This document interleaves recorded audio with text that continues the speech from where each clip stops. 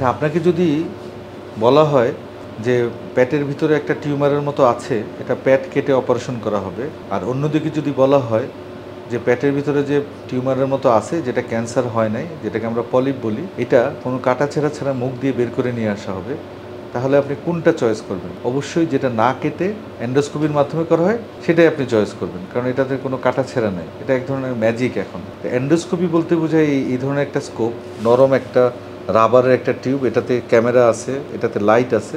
আমরা এটা খাদ্যনালীর ভিতরে ঢুকিয়ে পুরো খাদ্যনালী আমরা পরীক্ষা করি, এবং খাদ্যনালীতে যদি কোনো ধরনের পলিপ এবং টিউমার থাকে, আমরা এই এন্ডোস্কোপির মাধ্যমেই বিশেষ পদ্ধতি আরও ডিভাইস ব্যবহার করে যা এদিক দিয়ে ঢুকানো হয়, ওইটা দিয়ে আমরা পলিপগুলো সার্জারি করে দিই। এবং এটা আধুনিক বিশ্বের সর্বাধুনিক চিকিৎসা পদ্ধতি, এবং পৃথিবীর অনেক দেশেই, আধুনিক দেশে এই ধরনের চিকিৎসা পদ্ধতি খুবই জনপ্রিয়তা পাচ্ছে, কারণ এটাতে কোনো ধরনের কাটাছেঁড়া ছাড়া অপারেশন।